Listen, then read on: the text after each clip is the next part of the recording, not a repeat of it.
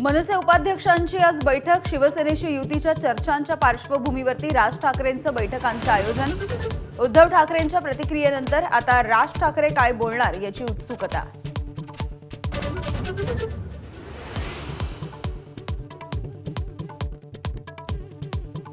राज आणि उद्धव ठाकरे एकत्र येण्यामध्ये पुढलं पाऊल। दैनिक सामनाच्या मुखपृष्ठावरती छापला दोघांचाही एकत्र फोटो। उद्धव ठाकरे थेट बातमी देणार असल्यानं घोषणेची उत्कंठा।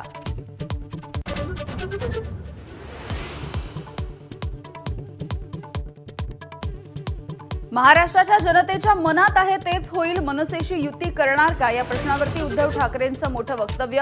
आता संदेश नाही तर थेट बातमी देणार असल्याचंही वक्तव्य।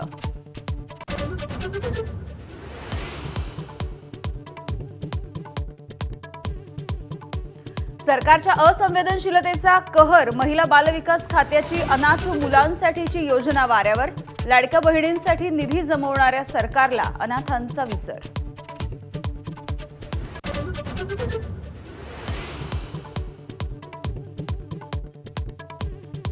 वन कायद्याचा दाखला देत गडचिरोलीमधल्या दुर्गम भागातला रस्ता खोदणाऱ्या वन विभागाच्या अधिकाऱ्यांवरती मुख्यमंत्री संतापले। बापाचा माल आहे का, मुख्यमंत्र्यांचा अधिकाऱ्यांना सवाल।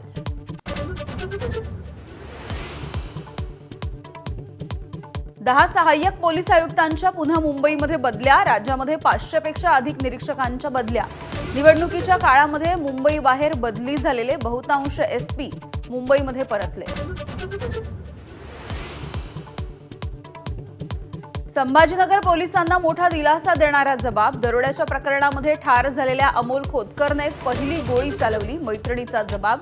पोलिसांना क्लीन चिट मिळण्याची शक्यता। कल्याणच्या दुर्गाडी किल्ला परिसरामध्ये शिवसेनेचा घंटानाद। आंदोलनाचा प्रयत्न। पोलिसांनी अडवल्याने शिवसैनिकांचं लाल चौकी परिसरामध्ये आंदोलन। जोरदार घोषणाबाजी।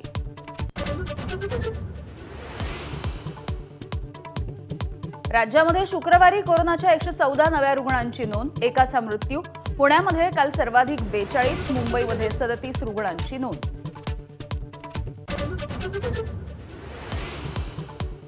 पंतप्रधान नरेंद्र मोदींना कॅनडाच्या पंतप्रधानांचं G7 संमेलनाचं निमंत्रण। पंतप्रधान मार्क जे कार्नी यांचा मोदींना फोन। ऑपरेशन सिंदूरला 1 महिना पूर्ण। दहशतवाद्यांचे 9 अड्डे झाले नेस्तनाबूत। मोदी म्हणाले, ऑपरेशन सिंदूर आठवलं की पाकिस्तानला आपल्या कुकर्माची लाज वाटेल।